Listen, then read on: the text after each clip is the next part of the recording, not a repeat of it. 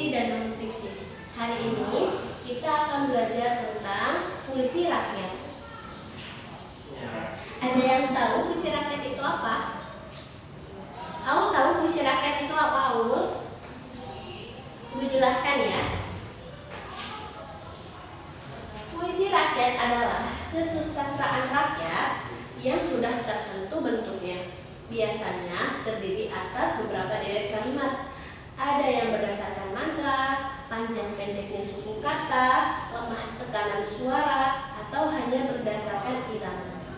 Pengertian lain puisi rakyat adalah puisi lama warisan nenek moyang yang kaya akan muatan dan nilai-nilai luhur dengan cara yang menghibur, indah, dan juga segar. Ada yang ingin ditanyakan? Tidak ada ya?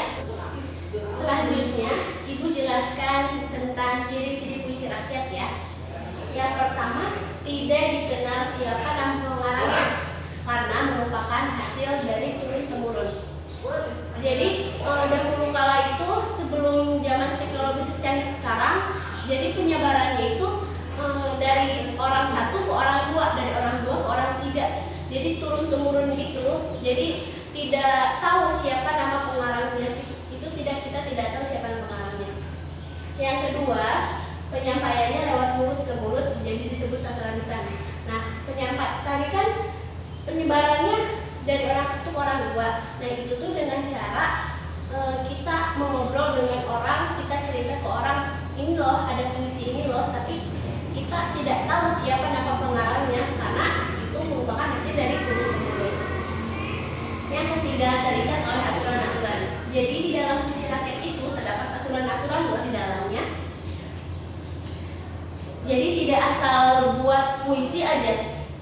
Tapi kita ketika ingin membuat puisi rakyat itu ada aturan-aturan di dalamnya.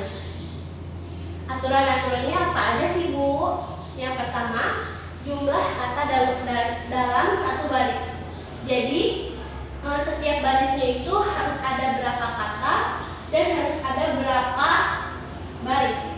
Yang kedua, jumlah baris dalam satu bait. Nah, tadi kan udah Ibu bilang kalau dalam satu bait itu ada berapa baris dan ada berapa kata. Selanjutnya ada persajakan.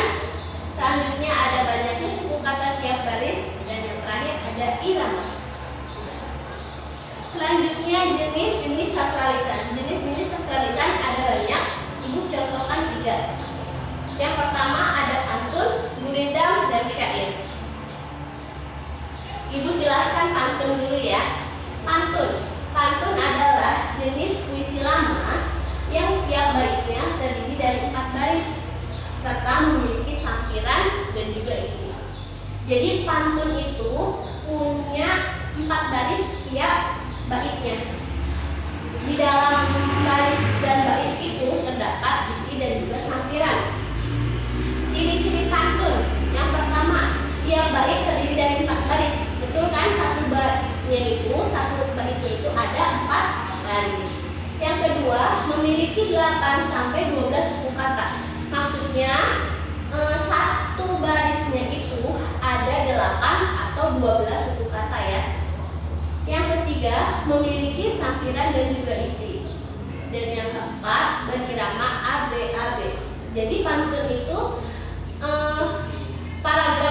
baris yang pertama itu A, baris yang kedua itu B, baris yang ketiga itu A, baris yang keempat itu B.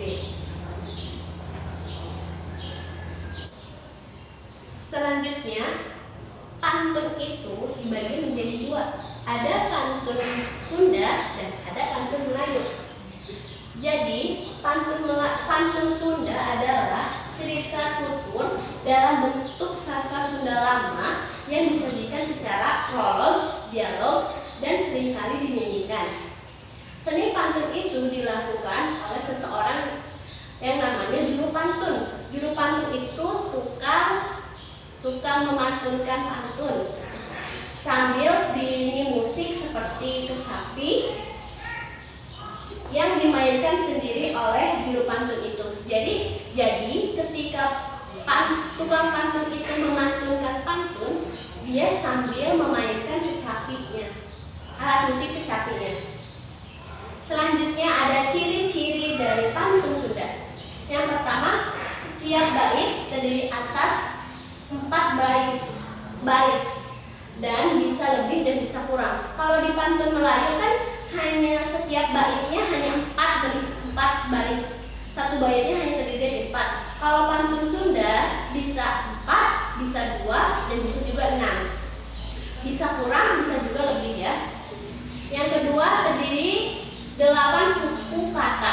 Jadi tiap baitnya juga sama kayak pantun Melayu ya. Bisa terdiri dari 8 suku kata. Betul. Selanjutnya yang ketiga, guru lagu atau rimanya berakhiran ABAB. Sama ya, berakhiran ABAB sama kayak pantun Melayu ya. Tapi kalau di pantun Sunda bisa berakhiran ABAB dan bisa berakhiran AAAA ya.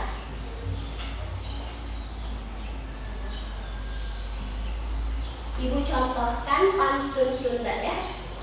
Didengarkan ya. Ayak warung sisi jalan rame pisan Citameng awewe na uas luis gelis pisan nganggoreng lalakina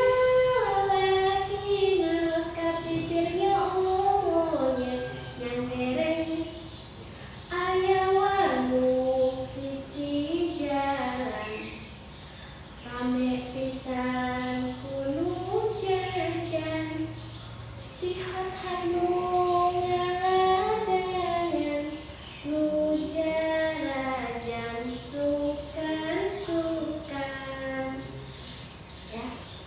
Selanjutnya ibu jelaskan pupuh. Apa itu pupuh? Ada yang tahu pupuh itu apa? Pupuh berasal dari bahasa Sunda yaitu pepe. Pepe adalah bentuk puisi tradisional bahasa Sunda yang memiliki jumlah suku kata dan rima tertentu di setiap barisnya. Terdapat 17 jenis pupuh, masing-masing memiliki sifatnya sendiri dan digunakan untuk tema cerita yang berbeda. Pupuh terikat oleh guru wilangan dan guru lagu. Jadi pupuh juga sama ya, terikat oleh aturan ya. Aturannya yaitu guru lagu dan guru wilangan. Kemudian pupuh juga memiliki 17 sifat yang berbeda-beda. Selanjutnya jenis-jenis pupuh. Jenis-jenis pupuh tadi ada berapa? Ada 17 ya. Setiap 17-nya itu berbeda ya sifatnya ya.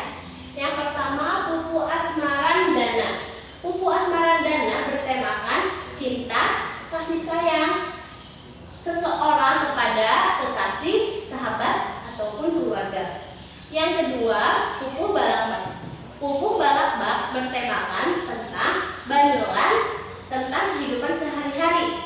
Yang ketiga, dangdang gula. Dangdang gula bertemakan ketentraman, keagungan, dan kegembiraan. Selanjutnya ada pupuh durma. Pupuh durma bertemakan kemarahan, kesombongan, dan juga semangat. Selanjutnya pupuh gambuh. Pupuh gambuh bertemakan kesedihan, susahan, dan kesakitan. Selanjutnya pupuh gurisa bertemakan khayalan seorang. Selanjutnya pupuh guru demu. Guru demu bertemakan kebingungan masalah kehidupan. Pupuh kinanti bertemakan penantian seseorang. Pupuh lambang bertemakan lawak dengan aspek renungan. Pupuh balakbak dan pupuh lambang sama ya ininya, tema sifatnya yaitu sama-sama bersifat lawakan ya. Tapi kalau pupuh lambang bedanya di dalam pupuh itu terdapat lucu tapi ada aspek renungan di dalamnya ya.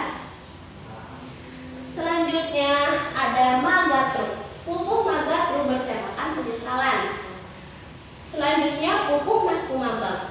Pupuh mas kumambang bertemakan kesedihan yang mendalam dan rasa prihatin. Pupuh mijil bertemakan kesedihan yang menimbulkan harapan. Kalau pupuh mas kumambang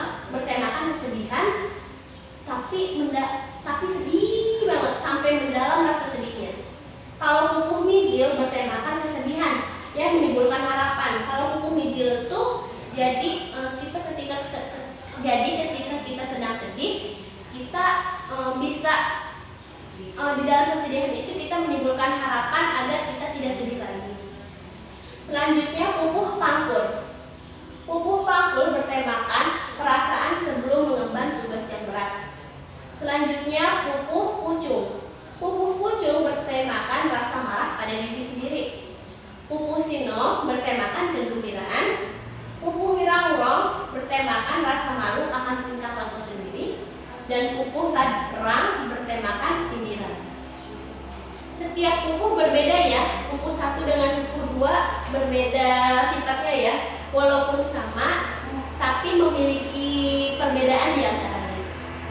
Selanjutnya aturan-aturan di dalam pupuh. Seperti pantun tadi, pupuh pun memiliki aturan di dalamnya. Aturannya apa aja ya? Yang pertama, jumlah pada lisan atau baris dari setiap bait atau padat. Jadi, baris di dalam pupuh itu namanya pada lisan. Kalau setiap bait itu di pupuhnya itu namanya padat ya. Jadi sama. Jadi setiap pupuh itu memiliki aturannya, memiliki jumlah pada lisan atau jumlah padanya itu berapa. Selanjutnya jumlah suku kata atau ulang. Suku kata disebutnya ngang ya. Dari tiap-tiap baris disebut guru bilangan. Jadi guru bilangan itu jumlah suku katanya ya. Selanjutnya bunyi vokal. Bunyi vokal akhir pada setiap baris yang disebut guru lagu. Kalau guru bilangan jumlah suku kata. Kalau guru lagu bunyi akhir, bunyi vokal di akhir baris ya. Dan pupuh itu memiliki watak setiap lagunya. Selanjutnya, ibu kasih contoh tentang pupuh balakbak ya. Didengarkan ya.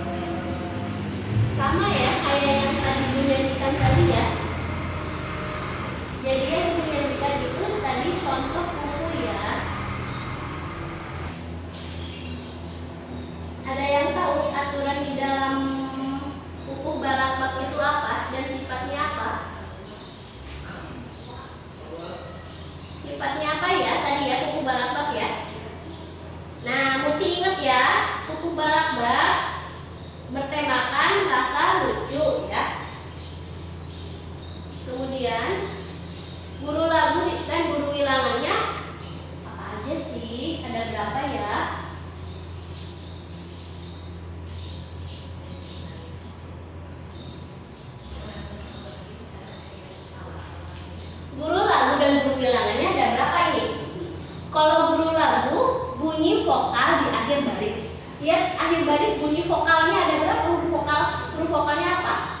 Huruf E ya, Citameng, huruf E. Yang kedua juga sama, huruf apa? Huruf E juga. Yang ketiga bunyi vokalnya huruf apa? Sama, huruf E juga ya. Jadi kalau guru lagu itu bunyi vokal di akhir baris. Kalau guru wilangannya ada berapa ya? Guru wilangannya itu jumlah suku kata tiap barisnya. Kita hitung sama-sama. Ayah, warung, sisi, jalan, rame, pisan, Citameng. Ada berapa? Ada 15. Ada 15 ya. Yang kedua juga harus sama, ada 15. Yang ketiga juga sama, ada 15. Jadi kalau misalkan bukan 15, ada 16 nih salah satunya. Itu namanya bukan buku balap ya. Kalau aturannya berubah, berarti bukunya juga berubah.